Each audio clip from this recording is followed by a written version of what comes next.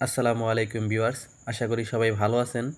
Voter এলাকা পরিবর্তনের form কিভাবে নির্ভুলভাবে ফিল আপ করবেন সেটাই আজকে আপনাদের দেখাবো।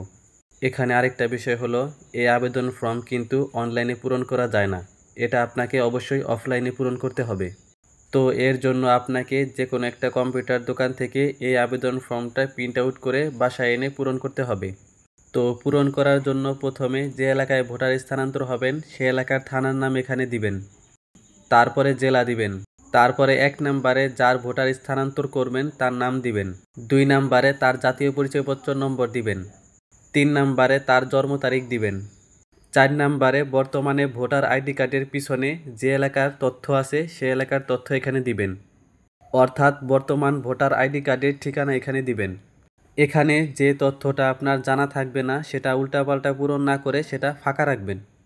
ভোটার নাম্বার দিবেন, তারপরে ভোটার এলাকার নাম দিবেন।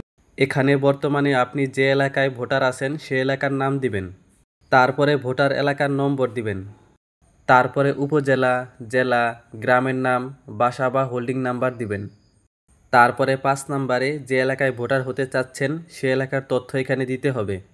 এখানে জেলা, উপজেলা, ইউনিয়ন, ওয়ার্ড নাম্বার দিবেন। তারপরে ভোটার এলাকার নাম দিবেন, অর্থাৎ যে এলাকায় ভোটার হতে চাচ্ছেন সে এলাকার নাম দিবেন। তারপরে ভোটার এলাকার নম্বর দিবেন, তারপরে গ্রামের নাম দিবেন, তারপরে বাসা বা হোল্ডিং নাম্বার দিবেন, তারপরে মোবাইল নাম্বার দিবেন। এখানে অবশ্যই সবসময় ব্যবহার করেন এরকম একটি মোবাইল নাম্বার দিবেন। তারপরে ডাকঘর দিবেন, তারপরে পোস্ট কোড।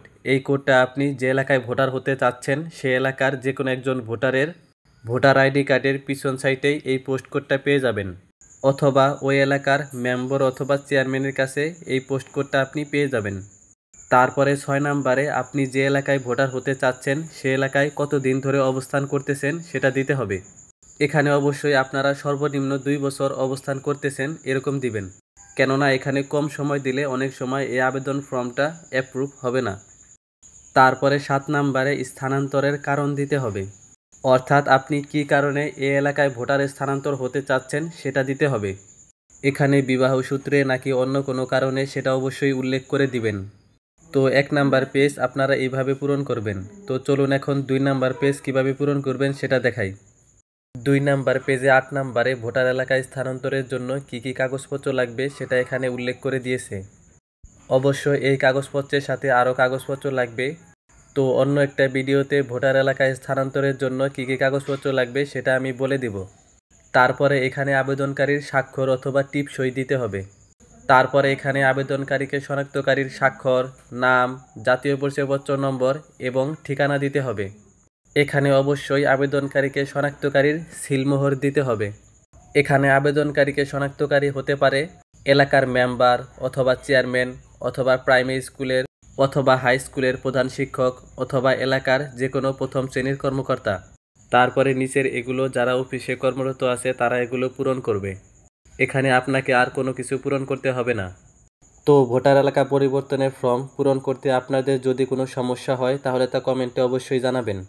তো আজকের ভিডিওটি এই পর্যন্তই, দেখা হবে অন্য কোনো ভিডিওতে। সে পর্যন্ত ভালো থাকবেন, সুস্থ থাকবেন।